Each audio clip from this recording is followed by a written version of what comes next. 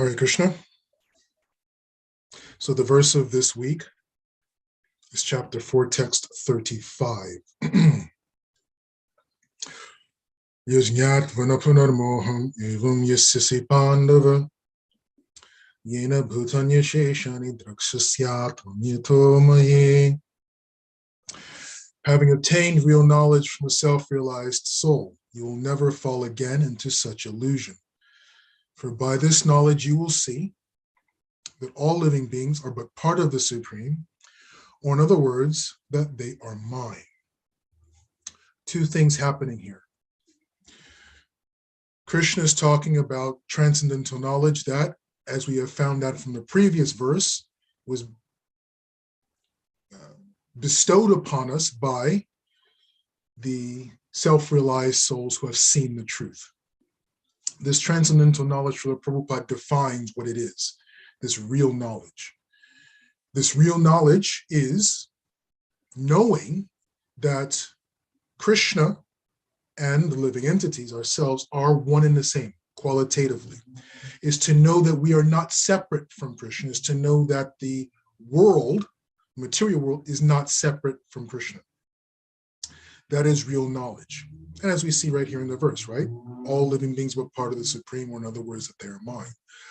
To understand that there is no separation. Every emanation from Krishna is as good as Krishna. We know this from the Shanti Panchakam, the fourth verse of the Shanti Panchakam, right? Om Purnamadha Purnamidham Purnat Purnamudhachyate Purnasya Purnamadhaya Purnamevavashishyate. The Supreme Absolute Truth is perfectly complete. Everything that comes from the Absolute Truth is also perfectly complete. Even though this has come from the Absolute Truth is not the lesser for it.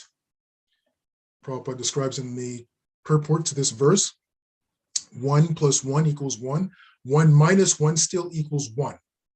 That's the nature of the Supreme. That's the nature of this transcendental knowledge.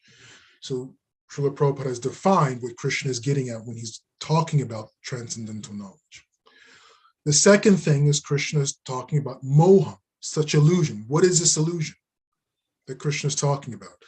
That is hearkening all the way back to the first chapter of the Bhagavad Gita when Arjuna was saying, I do not want to kill my relatives. That's the illusion that Krishna is talking about. This illusion that the living entity is somehow separate from the Supreme, that this living entity in the material world is separate from the Supreme, and that the material nature and the living entity are somehow bonded together. In other words, somehow thinking that when the body dies, the spirit soul dies, not recognize that the spirit soul is part of the Supreme, and so is material nature in a different manner, but is also part of the Supreme.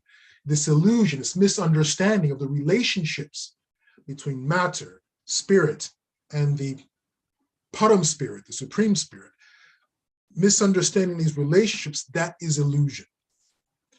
So Krishna is saying when you are situated, when you have this real knowledge, you will not be subject to this illusion of not understanding what the soul is, what material nature is, what's the relationship, sambandha between the two and the Supreme. This is what transcendental knowledge does when we have this realized transcendental knowledge. But of course, then the question is, well, how do we gain that realization? What does it mean to be realized? I mean, we can talk about 1 plus 1 equals 1, 1 minus 1 equals 1, and it's all the same, it's all one qualitatively. But what does it mean to have this realization?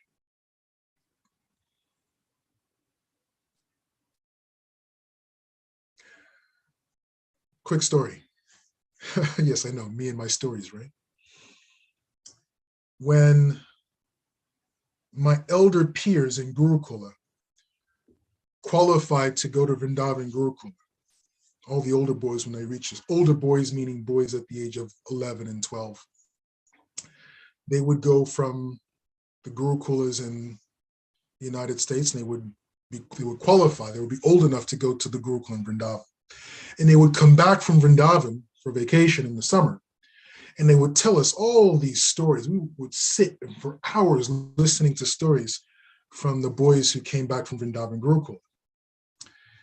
And I remember one such story that one of the boys was telling us about jackfruit. Now, for us, we had no idea what this exotic jackfruit was like. And the boys would try to explain to us what jackfruit was like. And they would explain jackfruit, it tastes like, slightly like bubble gum. Now, we had an understanding of what bubble gum tasted like, some of us anyways. So we were thinking, oh, it's like bubble gum. Yeah, but it's slimy. I'm thinking, slimy bubble gum? And I have an aversion to bananas. I'm thinking, slimy like bananas? That's disgusting. I can't stand bananas. And then the boy was saying, no, it's not like bananas. It's a different kind of, it's smooth, but slightly slimy, but like bubble gum. And they were giving all these descriptions of what jackfruit was, what tasted like.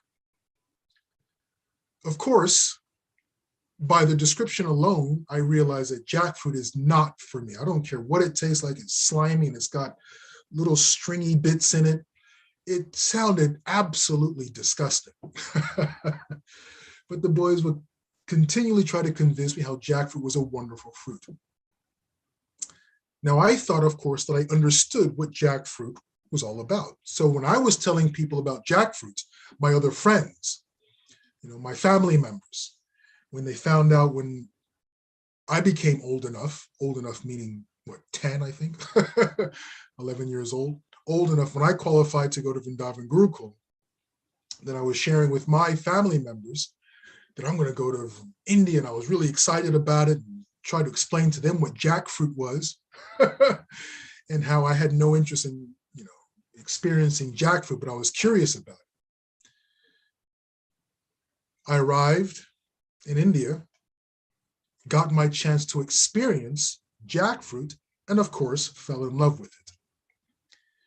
That is realization.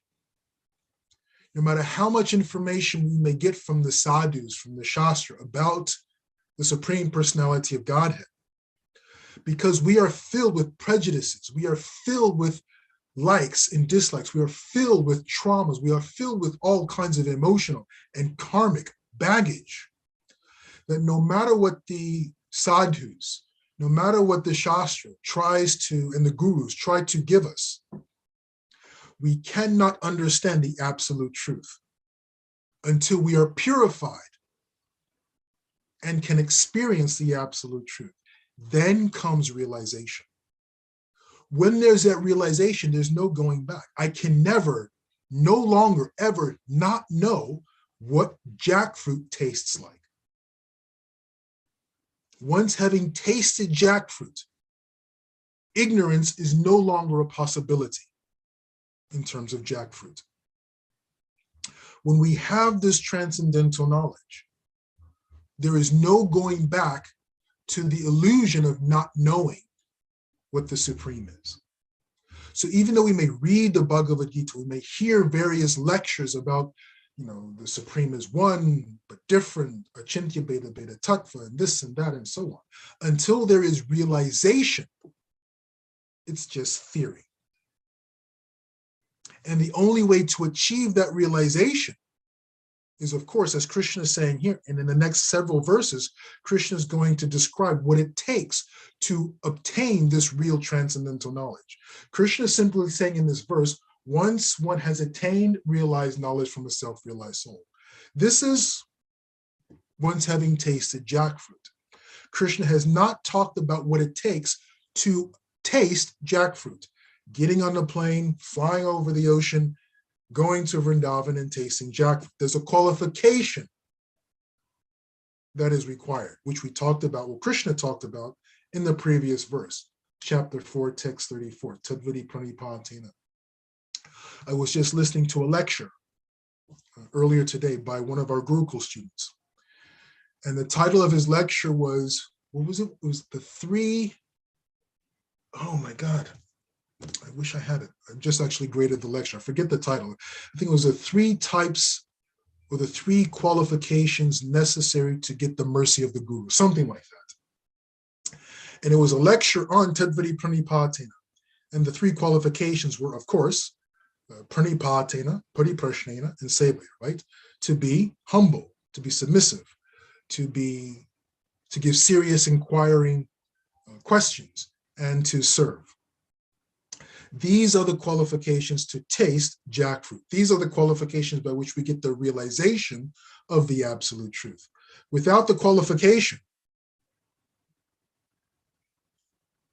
the realization will not happen.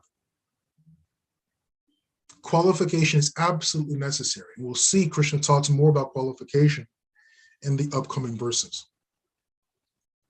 So we'll end there. And next week we'll go into chapter 4, text 36. Hare Krishna.